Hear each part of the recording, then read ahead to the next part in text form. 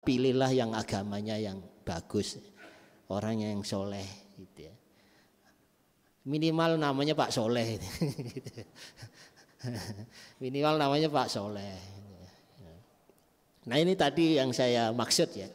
Ketika Ali bin Abi Thalib radhiyallahu anhu ditanya, saya nggak tahu. Saya sekarang lagi jabat, nanti setelah lengser akan tahu berapa teman saya gitu. Nah, pertemanan karena Allah itu bisa melampaui saudara kandung atau kekerabatan yang masih ada hubungan tali darah itu. Gitu. Bisa jadi bahkan keluarga pun kelak di kiamat, hari kiamat itu saling menuntut itu. Mau saudara kandung itu bisa saling menuntut. Jangankan nanti di hari kiamat, saling menyalahkan. Wong di dunia ada juga saling rebutan warisan. Tetapi yang namanya bersahabat karena Allah itu bisa melampaui itu, gitu. Bahkan tadi saling memberikan syafaat. Tetapi keluarga belum tentu itu, saudara kandung belum tentu itu. Bahkan saling menuntut, saling menyalahkan kelak itu. Mau ayah, anak, istri, saling menuntut, saling menyalahkan. Nah, gitu. Nah ini tadi perumpamaan orang yang berkawan karena Allah dengan orang-orang soleh, dengan orang yang tolah-toleh gitu. Ya kita perlu selektif dan cermat gitu. Karena sekali lagi teman itu bisa mencerminkan kualitas keberagaman kita. Sehingga nggak boleh semaunya. Toh berteman ini bagian dari ibadah dalam Islam, maka tidak boleh sembarang milih teman dekat. Nah, gitu. Nah, tidak boleh. Ya. Imam Syafi'i rahimahullah pernah menyebutkan, jika engkau punya sahabat yang selalu membantumu dalam rangka ketaatan pada Allah, peganglah erat-erat. Jangan pernah engkau melepaskannya, sebab mencari sahabat yang baik itu susah, tapi melepaskannya sangat mudah. Gitu. Terus kalau ketemu udah cocok, dia soleh, bisa mengarahkan kita, membuat kita dari ragu dengan mengajak kepada keyakinan, gitu ya. Dari yang sebelumnya biasa-biasa, kualitas keberislaman kita menjadi lebih mantap, gitu ya. Peganglah ya teman kalau nemu yang kayak gitu. Ya tentu kita harus memantaskan diri jadi temannya orang soleh, ya kita harus menyolehkan diri gitu. Sehingga ada chemistry gitu. Tapi kalau ada orang chemistry-nya itu dengan sesama orang-orang yang tidak soleh kan ada itu. Gitu. Akhirnya jadi biasa kan gitu. Ibarat kita kalau berteman dengan orang yang buruk, lama-lama keburukan itu nggak terasa kalau itu suatu keburukan. Sama kan kalau kita mau pergi ke toilet itu awal-awal aromanya tidak sedap gitu. Tapi lama-lama duduk di situ kan menikmati. Padahal aslinya tetap tidak sedap gitu. Kalau kita berteman dengan orang buruk, dalam budaya dalam tradisi kebiasaan buruk-buruk, lama-lama keburukan ya jadi nikmat kan begitu. Sudah ada chemistry begitu. Tapi kalau orang berteman dengan orang baik, selalu dalam kebaikan, maka ketika mencium aroma yang tidak sedap, dia langsung sensitif dan peka. Ini nggak enak, nggak nyaman gitu. Kan begitu. Nggak ada chemistry dengan itu. Maka carilah teman yang kalau sudah cinta benci karena Allah itu nanti lama-lama ada koneksi. Berteman karena Allah bukan berarti harus selalu berjalan mulus, enggak juga. Sesekali sehari dua hari ada konflik tidak cocok, ada yang khilaf. Yang namanya anak Adam itu kan ya tempat salah dan dosa. Tetapi karena pertemanan persahabatan itu karena Allah ya cepat sembuh aja itu. Sehari dua hari selesai. Gak mungkin persahabatan itu mulus-mulus. Setiap orang punya aib, punya cacat. Kalau mau berteman karena Allah, cari teman benar-benar soleh, gak pernah bersalah.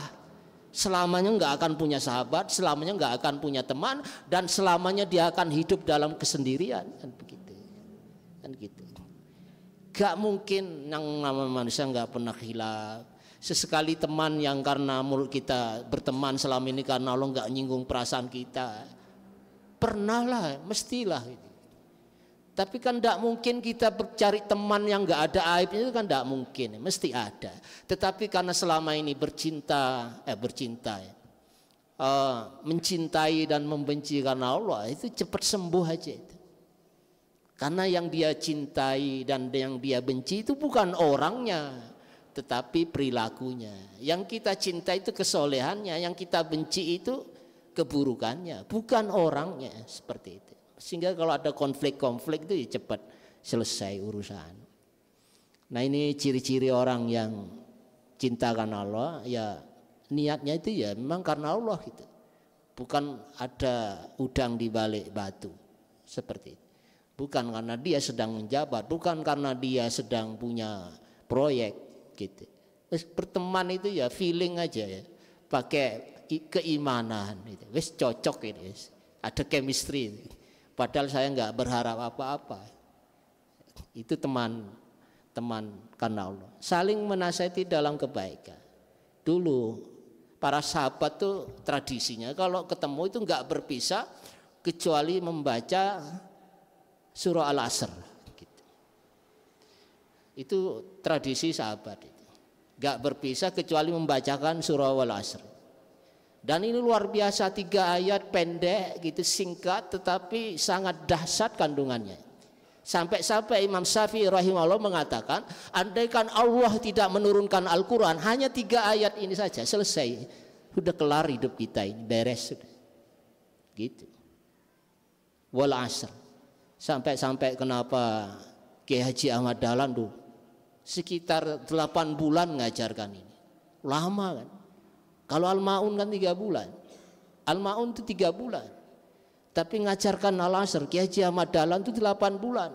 Kenapa lebih melegenda Al-Ma'un? Kan begitu ya. Pertanyaan begitu.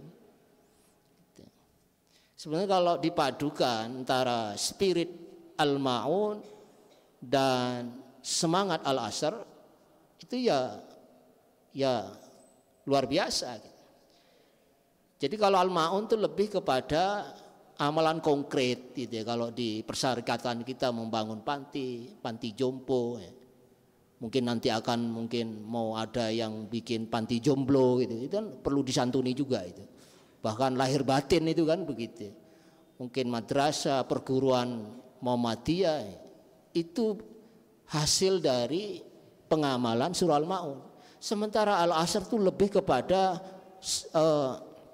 kualitas amalan kita. Lebih ke rohnya itu ya Al-Asr.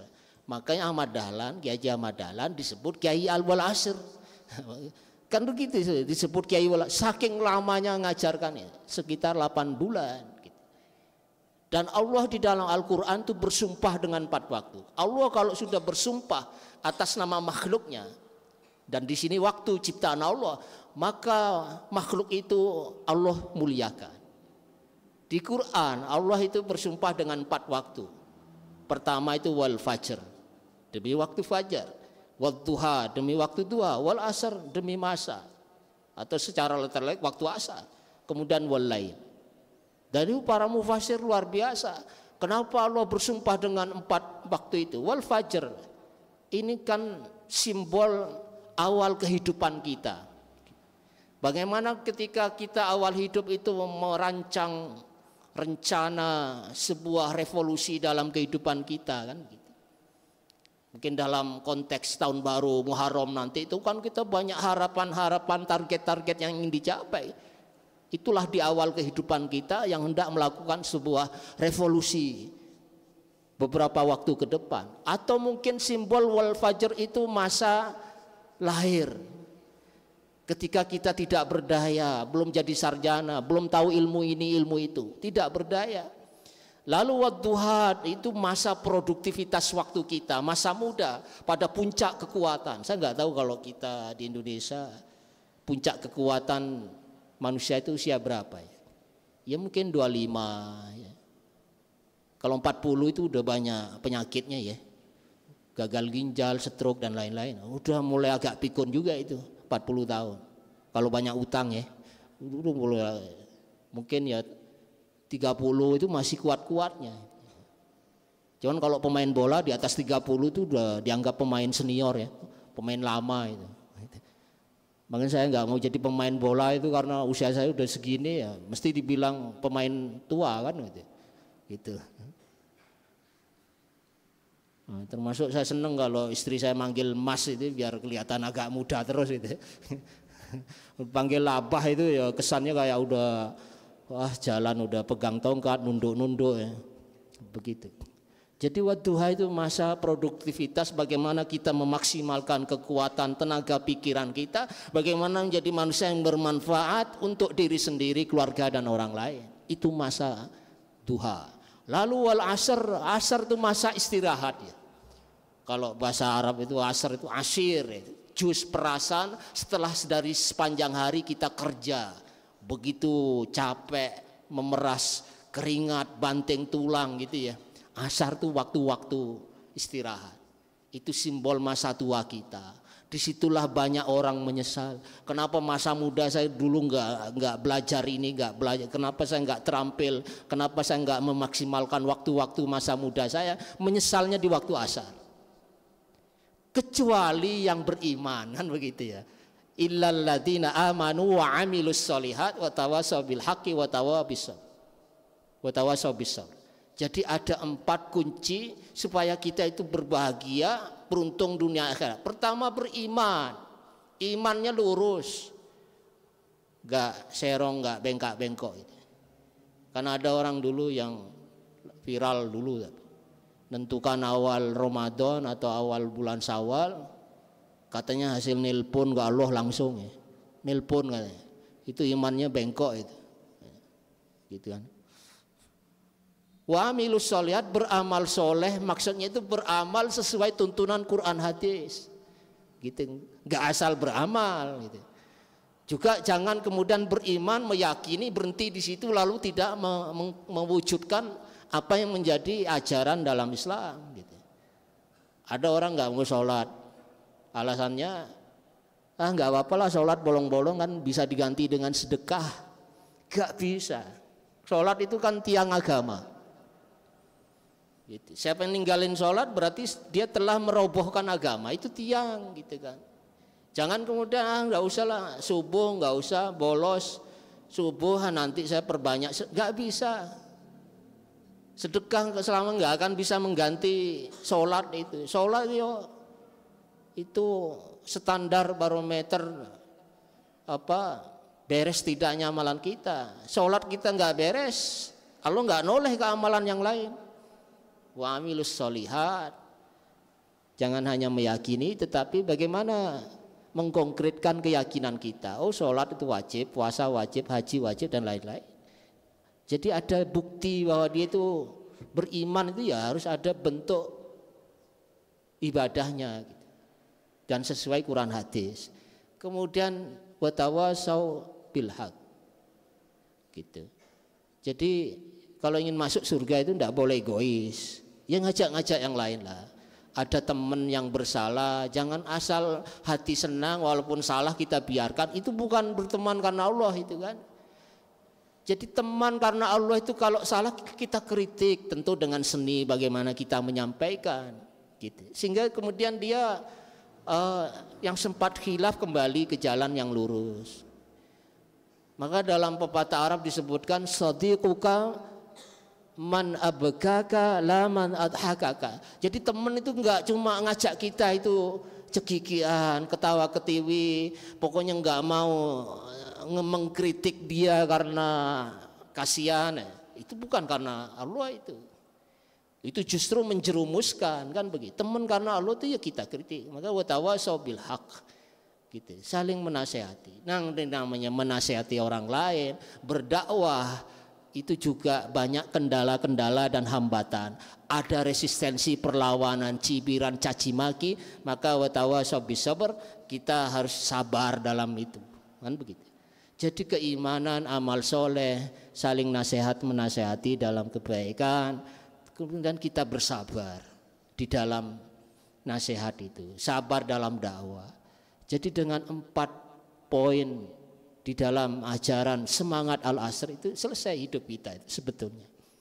Begitu. Maka kenapa Ki Haji Ahmad Dahlan sampai 8 bulan mengajarkan? Karena yang menginginkan murid-murid beliau itu mengamalkan. Makanya kan interaksi kita dengan Quran itu kadang cuma kejar tayang hataman. Tapi selain memaknai juga ada istilah tilawah. Kan ada murotal, ada tadarus, ada tilawah. Murotal membaca, tadarus sak maknane. Kemudian tilawah itu mengkonkretkan, mengamalkan apa yang kita tahu sedikit tapi diamalkan, itu kan yang lebih efektif ya. Artinya Quran itu bisa berfungsi sebagaimana mestinya. Gitu. Tidak membicarakan keburukan sahabat saya kira biasa. Jangan kemudian menelikung dari belakang gitu ya. Gitu.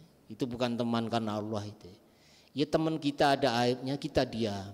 Gitu. Kita diam gitu. Ada waktu kesempatan kita kasih nasihat, saling mendoakan tanpa sepengetahuan dia. Jadi teman karena Allah tidak harus selalu bertemu, tidak harus selalu kongko-kongko di kafe gitu. Gak bertemu pun ya sekarang ada media online, saling mendoakan tanpa ngasih tahu kalau tadi malam saya mendoakan kamu, enggak harus. Toh apa yang kita doakan kebaikan orang lain itu juga balik kepada kita gitu. Terus saling berkorban, saya kira tidak ada persahabatan tanpa pengorbanan kan begitu. Nah ini keutamaannya terakhir, mendapat naungan dari Allah di hari kiamat, akan dicintai oleh Allah, bahkan dicari-cari oleh Allah. Mana itu dulu orang-orang yang bersahabat karena saya itu mana? Sekarang saatnya saya, kata Allah, memberikan pelindung. Lalu kemudian berikan kemuliaan dan persahabatan itu tidak hanya di dunia tetapi juga kekal to be continue hingga ke surga Allah SWT. Saya kira demikian Bapak Ibu sekalian. Waktu sudah lewat 8 menit, tapi kalau ada satu yang ingin ditanyakan ya. Ada pertanyaan Bapak Ibu? Enggak ada ya, alhamdulillah enggak ada. Mari kita tutup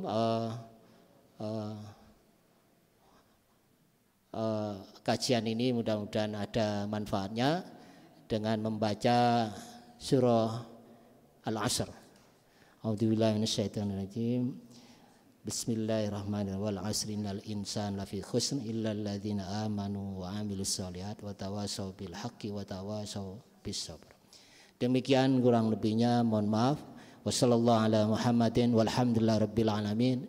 Wassalamualaikum warahmatullahi wabarakatuh. Terima kasih kami sampaikan kepada Ustadz Ahmad Fatoni. Semoga apa yang disampaikan oleh Ustadz kita dapat memberi kemanfaat bagi kehidupan kita sehari-hari. Amin ya rabbal alamin. Mari kita tutup kajian kita dengan membaca doa kafatul majlis. Subhanakallahumma wa bihamdika asyhadu an la ilaha illa anta astaghfiruka wa atubu ilaik. Walhamdulillahirabbil alamin. Sekian, assalamualaikum warahmatullahi wabarakatuh.